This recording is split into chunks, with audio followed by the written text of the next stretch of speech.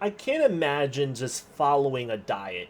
I feel as if I'm a little bit spoiled with the minor allergy I have. Like, I have like a seashell allergy. And the worse I get from seashells, like say eating lobster tail, I'll probably get like itchy lips or itchy tongue. So I'll like eat a lobster tail and you'll might catch me doing like this, like I'm like scratching my lip or I'm doing something like this. But even then, that effect would go away in about 2 or 3 minutes, and that's about it. But there are people that are not, that don't even have that luxury to even tolerate those kinds of things. There are people with much worse allergies than I do, or a larger variety of allergies. They have a particular allergy that is in a lot of foods that we consume today, and that really sucks. Cross contamination is a thing. Then you have particular diets where people don't agree with how certain foods are made. Like, they don't like the fact that animals are involved. Some people just don't like death on their plates, period. So they want to follow a particular diet that does not involve animals on their plate when they eat. And with that said, we have a situation that's going on in Long Island, New York. We have a situation where Sydney Snacks is currently accusing the Savory Fig, which is a vegan donut shop, or we should say vegan donut shop, because Sydney Snacks recently received, donuts from the Savory Fig, and Savory Fig is saying like, oh, we make vegan donuts, and we give it to different stores and businesses for them to sell. And they're being accused of selling Dunkin Donuts. That's basically it. They're just selling Dunkin' Donuts. And we all know Dunkin' Donuts don't really have much vegan options. We all know that their donuts are filled with like gluten and dairy. So you wouldn't expect Dunkin' Donuts to be in a vegan market like Sydney Snacks. What's the situation? Well, if we're going to dive into this, we need to look into the Instagram post that started it all. So on February 23rd, the owner of Savory Fig dropped off the baked goods we ordered from her, including her donuts. In the middle of the boxes was the donut pictured in the first slide. I, John, immediately became concerned as to why this one donut was decorated differently than all the others and in such a strikingly similar way to a recognizable chain. I pulled all of the items delivered out of our racks immediately, stored them in the back out of precaution until I can confirm what was or what wasn't happening here. As soon as seen in the screenshots on slide 2, I raised my concerns respectfully, hoping a simple explanation with confirming evidence will clear this up. We, Sydney and I, were not given satisfactory answers nor evidence, and in that moment knew deep down how bad this was. Still trying to hold out hope that our trusted fellow vegan small business wasn't doing something so horrific, we scored the internet for possible sprinkle dupes that would make it make sense. We even ordered the sprinkles she claimed were the ones used. As you can see in slide 3, not only are these sprinkles not labeled vegan or even list the ingredients on the Amazon listing, they do not even match the ones on the donut. We then ordered at an at-home gluten test trusted and used by gluten-sensitive and allergic individuals. The test results, as seen in slide 4, prove to us that at the very least, this donut, and most likely all of her donuts, contain substantial amounts of gluten. We can only assume, given this recognizable logo design, where these donuts really came from and what other ingredients they might contain. We have cut all personal business ties with this person effective immediately. We are mortified that we provided any of her products to our customers and our own family. We trusted a well-known, highly recommended vegan and gluten-free baker who has claimed to be working as a pastry chef for over 15 years. Continued on the last slide because the caption text limit. If you look closely at the sprinkles, you can clearly see that they're just letter D's. And of course that's very familiar, like even down to the coloring. I don't understand how the Savory Fig tried to get away with this kind of thing. It's like, there's D's everywhere. It's literally the colors of the Dunkin' Donut brand. I don't know how she thought she could get away with it, but I don't know how long she's been getting away with this, but I'm happy they caught on because this is a serious issue. This could really have been like a safety hazard. So on the second slide, you can see on the bottom, I guess they're trying to like talk to the owner of Savory Fig. I think her name was Michelle or something. And they said, hey, I in no way mean to insult you or question your products, but this donut was in the box with the strawberry frosted. These are definitely little D sprinkles. Ones Dunkin Donut uses, even the, and it kind of just like cuts off right there. And then if you look, you can see the sprinkles they were talking about. They probably asked Michelle like, hey, like what sprinkles do you use for your donuts? And she probably told them like, oh yeah, these are the sprinkles I use for my donuts. And then if you look at the comparison between the sprinkles she claims to use versus the sprinkles on the actual donut, you can clearly see they're completely different. You don't even have to look at the lettering, just the font is different, the size is different, the coloring is different. It's just inconsistencies all around. So there was something really fishy there. And on the next picture, you can see she's going to cut the donut. I think that's Cindy. She's cutting the donut. She's going to put it through like a gluten-free test. She's going to cut it up in small chunks, and then she puts in this little tube, and I guess that's what's used for like the gluten testing. She mixes it up. She puts it on this little tester thing. You know those little strips that you use to put the actual sample on, and if it has like a particular stripe or shows a particular pattern of stripes, that means that it's either negative or positive.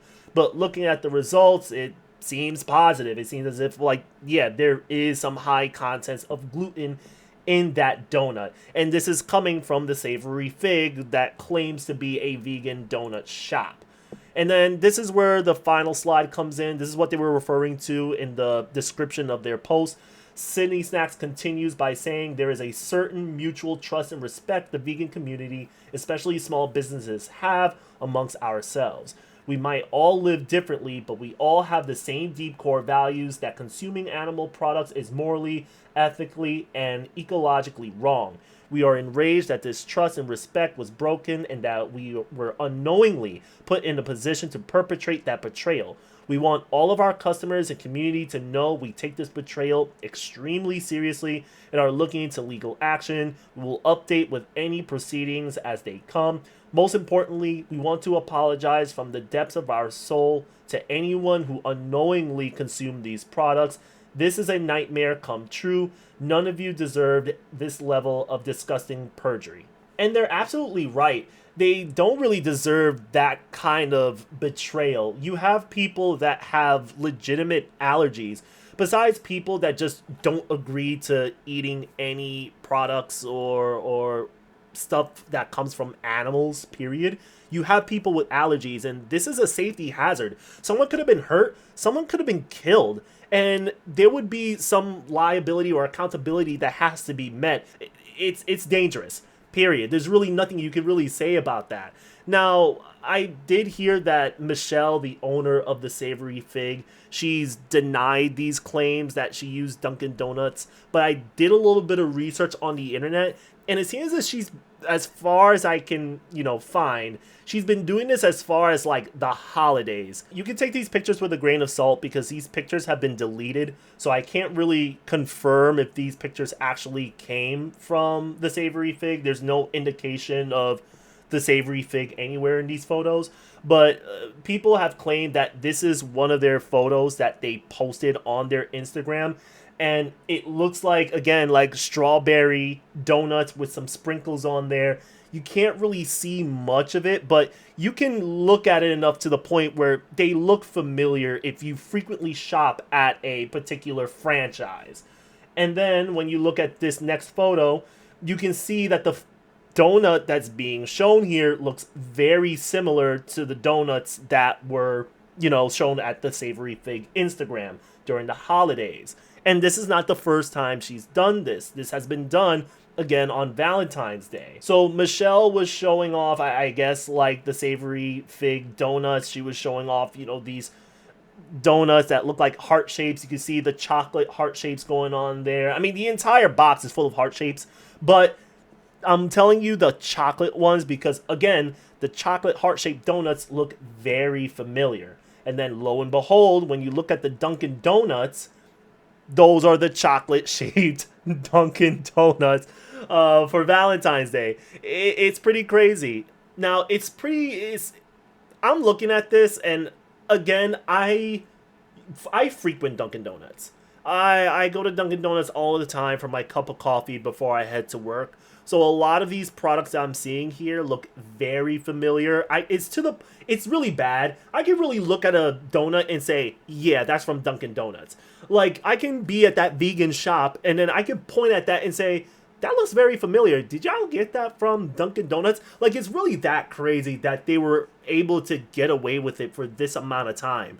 And it sucks that they were going about this for a while, because assuming this has been going on since the holidays, I mean, we may not even assume, but let's just assume, just for the sake of integrity. I don't want to accuse anybody of anything unless it's been proven true, but this has been going on for about 3 or 4 months now, and I'm surprised no one has been hurt, anyone had their health at risk, or may have almost died, or maybe have died because of this.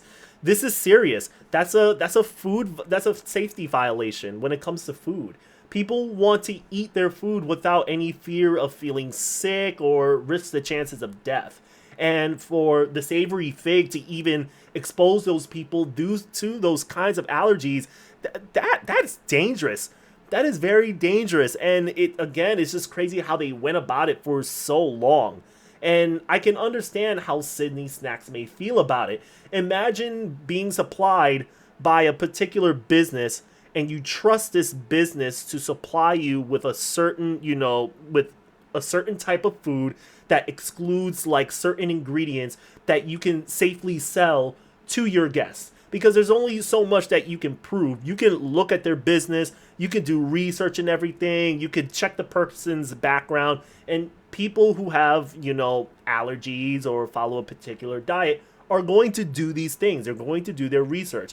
It's in their right to look into these things and figure out what they're putting on their plate.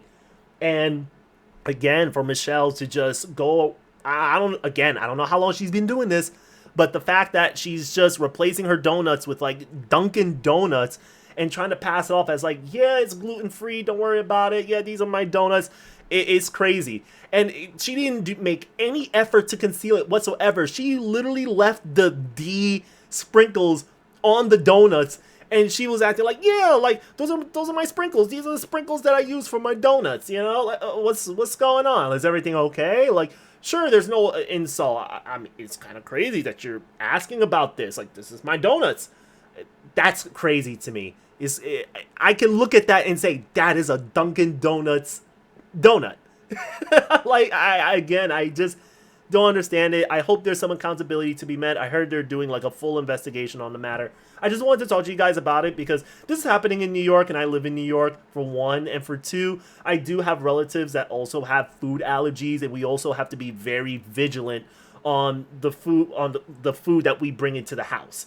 Because there are people that, don't want that kind of food in their house, period. If it has this particular ingredient, don't even risk bringing it into the house, because you never know who you're going to hurt when you put that food in the fridge or in the freezer or on the table or anywhere else. But anyways, guys, that's really about it.